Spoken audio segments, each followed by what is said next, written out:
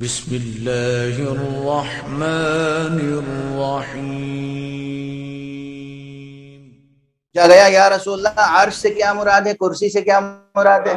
قرآن مجید میں عرش و کرسی کا ذکر ہے نا۔ اب یہی مسلمان بہت سے ایسے ہیں جو عرش کو سمجھتے ہیں واقعاً کوئی تخت ہے، اور کرسی کو سمجھتے ہیں کہ کوئی 4 پیر کی کرسی ہے اور اس پر حضرت اللہ سبحانہ و تعالی تشریف رکھتے ہیں، اور جب ضرورت پڑتی ہے تو اترتے بھی ہیں۔ یہ سب ہے، پورا نظریہ ہے۔ نظریہ وہی حضرت ابن تیمیہ کا ہے۔ میں نے کسی تذکرے میں پڑھا کہ کسی نے پوچھا، ان سے برسر منبر بیٹھے ہوئے تھے، کہ اللہ سبحانہ و تعالی یہ عرش سے اترتا ہے ہر جمعرات کو لوگوں کی، یا ہر جمعے کی سحر، جمعرات کی سحر ہر جمعے کو، تاکہ اپنے بندوں کی دعائیں سنے اور قبول کرے، تو وہ کس طرح اترتا ہے؟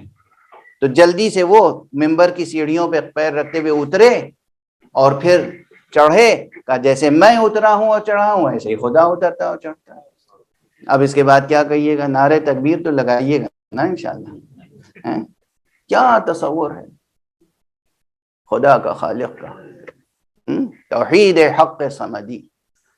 بہرحال جب معصوم سے پوچھا گیا کہ عرش سے مراد کیا ہے اور کرسی سے مراد کیا ہے، تو معصوم نے کہا کہ عرش و کرسی دونوں ظرف الہی ہیں، ظرف علم الہی، ظرف علم الہی، ظرف علم الہی۔ عرش بھی علم الہی کا ایک پیمانہ ہے، اور کرسی بھی علم الہی کا ایک پیمانہ ہے، اور علم الہی کے تو بہت سے پیمانے ہیں۔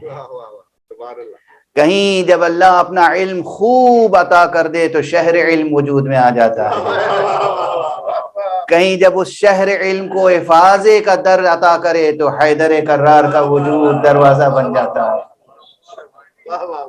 ظرف علم الہی بہت ہیں، کبھی اسے امام مبین کہتا ہے، کبھی کتاب مبین کہتا ہے، کبھی لوح محفوظ کہتا ہے، کبھی لوح محو اس بات کہتا ہے۔ علم الہی کے پیمانے بہت ہیں، ظروف بہت ہیں۔ تو بس اب یہاں ٹھہر کے یاد رکھیے کہ ہمارا آپ کا وجود کہاں تھا؟ پہلے ظرف علم الہی میں، پھر مراتب طے کرتے ہوئے یہاں تک آیا۔ جس طرح یہاں آنے سے پہلے ایک طویل عالم تھا، اسی طرح اس کے بعد ایک طویل عالم ہے، اسی طرح اس کے بعد ایک طویل عالم ہے۔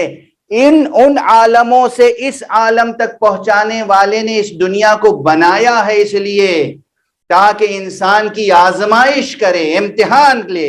واقعاً یہ جگہ یہ صرف 2 حیثیتیں رکھتی ہے، ایک مکتب کی حیثیت اور ایک امتحان گاہ کی حیثیت۔ بہت سی چیزیں یہاں سیکھنی ہیں اور بہت سی چیزوں کا یہاں امتحان دینا ہے، بس یہاں پر۔ اور سیکھنا کیوں ہے، امتحان کیوں دینا ہے؟